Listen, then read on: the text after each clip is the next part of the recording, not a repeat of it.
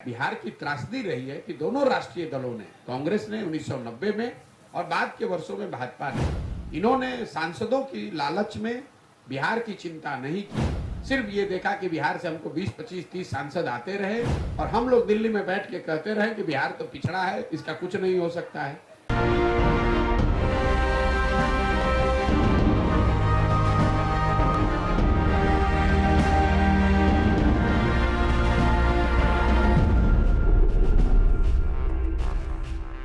नमस्कार, आप देख रहे हैं कैपिटल टीवी बिहार और आपके साथ मैं हूं दिव्या।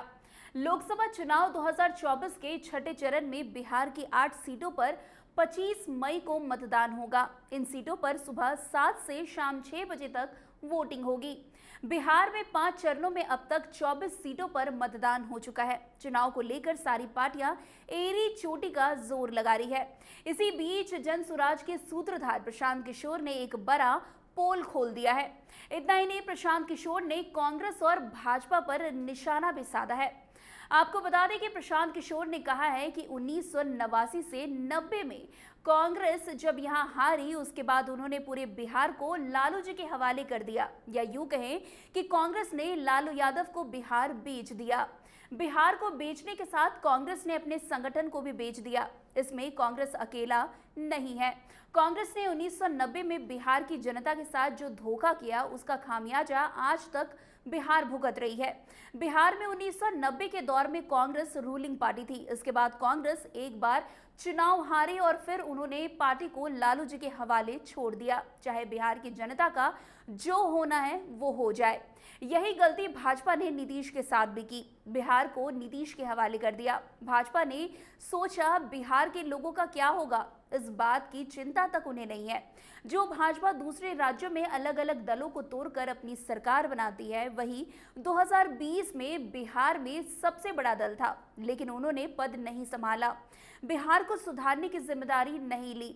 उन्होंने नीतीश कुमार को सीएम बनाया। उसके पास सिर्फ 42 विधायक थे। भाजपा ने ऐसा इसलिए नहीं किया क्योंकि उनको नीतीश जी से प्रेम था। ऐसा इसलिए किया क्योंकि वे चाहते थे कि नीतीश के साथ समीकरण बना रहे और हमारे 30 से 35 एमपी यानी कि सांसद जीत कर जाते रहे। पहले आप खुद सुनिए प्रशांत किशोर क्या कुछ कह रहे हैं। 1989-90 में जब कांग्रेस यहाँ हारी, उसके बाद उन्होंने बिहार को लालू जी के हवाले करके एक तरीके से बेच दिया। बिहार को बेचा, अपने संगठन को भी बेच दिया। और कांग्रेस अकेले नहीं है इसमें।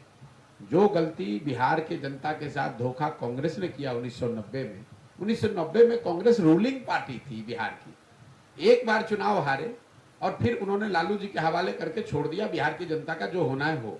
यही गलती भाजपा ने नीतीश के साथ की।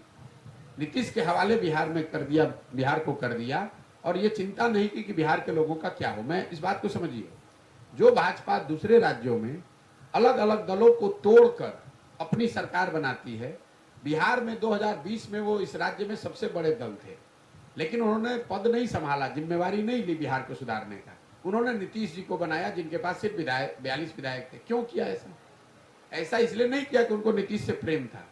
ऐसा इसलिए किया कि भैया हमारा नीतीश से समीकरण बना रहे और हमारे 30-35 एमपी सांसद जीत कर जाते रहे। सोनिया गांधी और कांग्रेस ने क्यों बेचा बिहार को लालू के हाथ में? इसलिए कि हमारे 20, 25, 30 सांसद दिल्ली में जाते रहे, बिहार की जनता मरती हो तो मरे।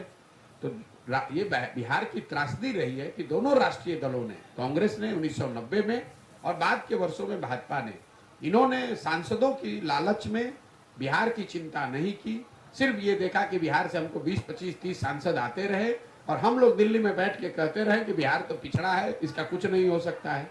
और जो लोग यहाँ 2 लोग चलाते रहे, लालू नीतीश, इनकी राजनीति तो आप जानते ही हैं। इनका पूरा फोकस ये है, भाई समाज को बांटो, सबको गरीब रखो, सबको अनपढ़ रखो, सबको मजदूर रखो और सबको समाजवाद और समता मूलक बात करके सामाजिक न्याय के नाम पर सबको बेवकूफ बनाकर वोट लेते रहिए।